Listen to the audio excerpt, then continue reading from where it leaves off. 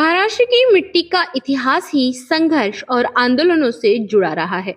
चाहे वह शिवाजी महाराज का स्वराज्य के लिए संघर्ष हो या समाज सुधारकों की क्रांति। आज के समय में आंदोलनों का स्वरूप थोड़ा जटिल हो गया है, जहां हक की लड़ाई, राजनीति और मीडिया मैनेजमेंट का मिश्रण दिखता है। आइए गंभीर और महत्वपूर्ण बिंदुओं को विस्तार से समझते हैं। एक, आंदोलन क्यों, तंत्र पर दबाव या राजनीति। लोकतंत्र में जब प्रशासनिक फाइलें शांति से नहीं चलती, तब सड़क की हलचल इन्हें चलाने का काम करती है। सरकारी तंत्र पर दबाव। सरकारी मशीनरी अक्सर धीमी होती है। आंदोलन उसे यह एहसास दिलाता है कि जनता की प्राथमिकता क्या है। नेताओं का लाभ। अक्सर ऐसा होता है कि आंदोलन की शुरुआत किसी जायज मांग जैसे आरक्षण या फसल का दाम से होती है, लेकिन अंत में राजनीतिक दल उसे अपनी वोट बैंक की गोटी सेट करने के लिए इस्तेमाल कर लेते हैं। कई बार नेता आंदोलनकारियों के कंधे पर बंदूक रखकर अपना राजनीतिक निशाना साधते हैं। नंबर 2, मीडिया पब्लिसिटी और आर्थिक लाभ। आज के दौर में जो दिखता है वही बिकता है।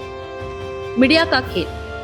कई छोटे समूह सिर्फ मीडिया अटेंशन पाने के लिए उग्र प्रदर्शन करते हैं ताकि उन्हें सरकार के साथ टेबल पर बैठने का मौका मिले।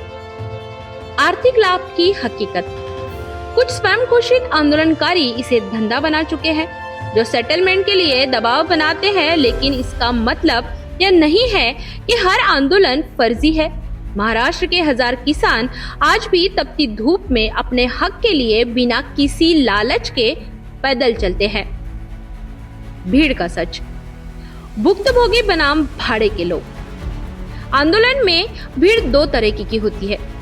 वास्तविक भुक्तभोगी वे लोग जिनके पास खोने के लिए कुछ नहीं है, जैसे कि कर्ज में डूबा किसान। प्रायोजित भीड़ यानी पेड क्राउड।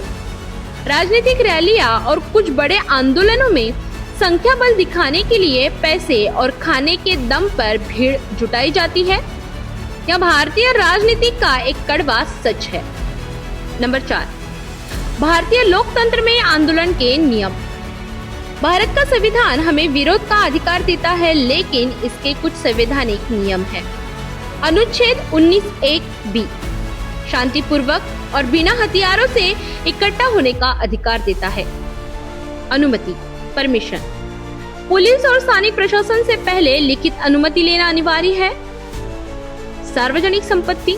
विरोध के दौरान सार्वजनिक संपत्ति को नुकसान पहुंचाना अपराध है। रास्ता रोकना। सुप्रीम कोर्ट के हालिया फैसलों के अनुसार आप अनिश्चित काल के लिए सार्वजनिक रास्तों को ब्लॉक नहीं कर सकते। शाहीनबाग केस का संदर्भ इसमें जोड़ा गया है। आज के समय में आर्थिक लाभ, आरक्षण और नीतिगत बदलाव। नेतृत्व।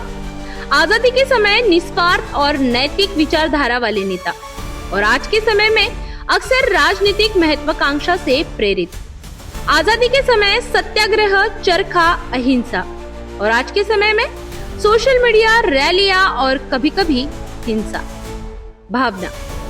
आजादी के समय सामूहिक त्याग की भावना, लेकिन आज के समय में मेरा और मेरे वर्ग का लाभ। नंबर 6, महात्मा गांधी के आदर्शों का महत्व। गांधी जी का सत्याग्रह आज भी आंदोलनों की नैतिक शक्ति है।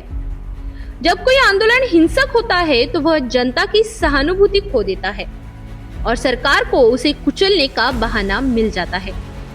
गांधी जी का आदर्श सिखाता है कि साध्य यानी गोल जितना पवित्र हो, साधन उतना ही पवित्र होना चाहिए। आज भी जो आंदोलन शांतिपूर्ण होते हैं, वे देश को हिलाने की क्षमता रखते हैं। एक जागरूक नागरिक के तौर पर आपको यह पहचानना चाहिए। मकसद देखिए, क्या आंदोलन पूरे समाज के भले के लिए है या सिर्फ किसी एक नेता के फायदे के लिए। तथ्यों की जांच करें। सोशल मीडिया पर फैल रही जानकारी के पीछे न भागे, असल समस्या को समझे। संवैधानिक तरीका। विरोध जरूर करें, लेकिन कानून के दायरे में रहकर। याद रहे, आपकी आजादी वही खत्म होती है जहां से दूसरों की नाक शुरू होती है।